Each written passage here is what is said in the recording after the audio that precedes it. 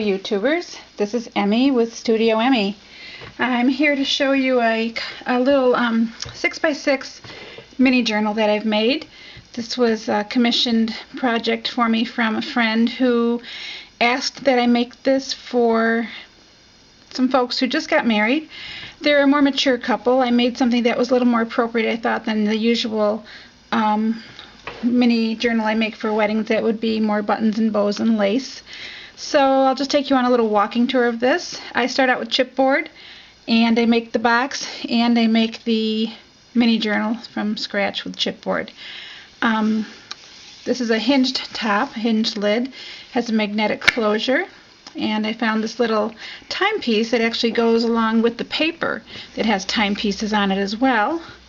And I do cover the sides and the bottom, so that's all been done so that it looks very nice when they receive it. It opens like this. Right here there's a hinge, and inside I have the mini journal. I put paper in it to protect it, so I'll remove that, take the journal out. And this is the interior of the box. It has a liner as well. So what I will do is use this to prop up the book so you can see it better. I think that will work. Let's hope so, okay? See how that works. This is the cover, and I've made it with chipboard. I used 2 rings to bind it, and on the rings I have embellished them with ribbons. Also, I found this little chain, and I embellished it with some beads that were in my stash, as well as a locket. It opens up and they can put pictures in there. Whoops. So that's a place for pictures. And this is a flourish that I painted. I tried to make it bronzy. It's made out of something called grunge board. It's very flexible, but I adhered it down and tried to match it to these corner pieces that are here. The flowers that I have here, I purchased and I layered them up and connected them in the middle with brads. This has a velvet brad. These are metal brads. I tie it with a double length of ribbon, so that gives it a little extra decoration. Just trying not to be too frilly with this one. So let's see if you can see this through the camera lens. I think you can. This is neat because the couple that I made this for are photographers, so I thought it was pretty cool that I found paper that had the image of a film strip on it. This one also has a timepiece, some script, and a butterfly. I do leave the pages blank a lot of times because I think that people need to have the prerogative of putting what they want to on the page, so I don't always anticipate what they're going to want to put on there. This page, I did put a pocket on it, and I did some stamping on the background. This again has a film strip and a flourish. Another film strip, a timepiece, and it is a pocket that I used an image that I adhered down to this cardstock. Inside, I found another film strip on the paper that I was using, so I thought that was neat. They can either put photos here or right there in there. They can also use for recording something. They can write or place a memorabilia or photo there. The tags that I made both have a place to put a photo in the front and journaling on the back. So those are in there as well. I'm turning the page.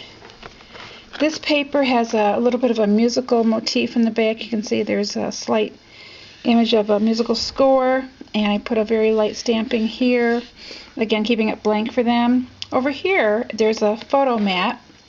Actually it's a flip page. I put corner pieces on it, place for a photo here. When you open it, there's a place here for a photo as well, or journaling because it is light colored, you can write on it. Place here for a photo. Open it up again. There's more space for either journaling or a photo.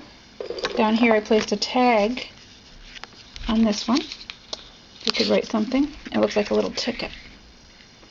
And it's got lines on the back that I put in with red ink.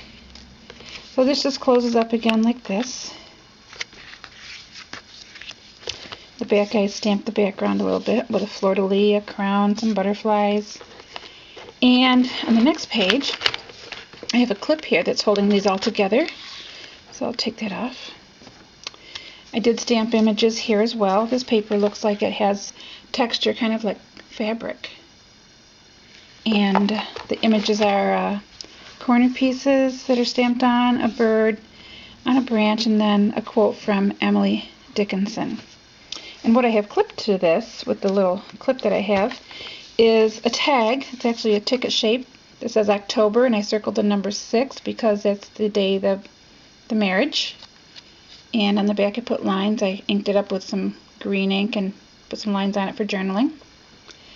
I made this little book. I'll show that to you. It has a metal cover, and I embossed it in my embossing machine. I stained it with some walnut ink, and I made a little booklet that just has space for journaling, some stamping on it, something where they can record some memories.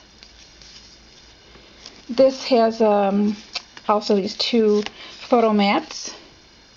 This one has embellished raised script on it, and on the back it has an image of what looks like an old-fashioned letter from long ago from Vicksburg, Mississippi, and a postcard image that I fussy cut from the paper line. And on the back it has some tissue paper that has an image of keys on it.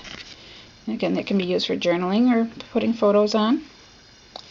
This page is a little more ornate. It has a flourish here that I stained to match the turquoise color that's running through the booklet, the mini journal.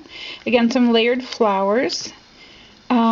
It's plain except for the flowers and that, because there is space to put something on it if you wished. And I made this tag, simply stamped it with a bird and stained it in the back, put some bling there, and lines on the back that they can record some notes.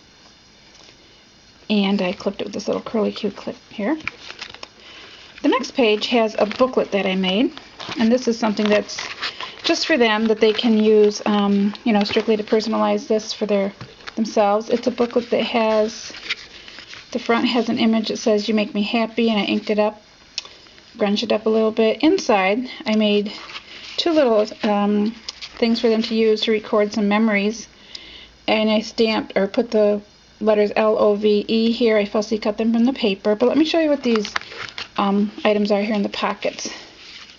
There's a photo mat, by the way, here and also here. But what I put in here is a little tag that I made. I cut the words out, put letters out that spell bride, and I did stamp Mr. and Mrs. on it with a stamp, and I inked the edges up, tied it with a ribbon to a brad, and on the back it says 10 things I love about my husband, with 10 little tags numbered 1 through 10, on which the bride can record the 10 things that she most loves about her husband. So I thought that was kind of unique, and that goes in there for her, and this one is for the groom. Again, it says Mr. and Mrs. Cut out the letters that spell groom, inked it, used a brad at the top to tie these on. 10 things I love about my wife, 1 through 10, and they're inked up with script and lines to write on. So I thought they could personalize their journal that way. And on the back of the book I made a pocket, and inside I put a tag. I inked up the paper quite a bit, and on the tag I stamped some images. It says, "You are my song," an old-fashioned postmark, and on the back I made my own what they call Japanese masking tape. It's ornate. I glued that down, and I stamped some images here. And this page is blank. Like I said, I like to leave things blank a lot. Here's an image of a camera that I found in my stamps, and I thought it was kind of neat since they are photographers. On this paper that looks like peeled paint, there's some other faded images I stamped on. This blank page just shows you that I do attach my ribbons with a button here.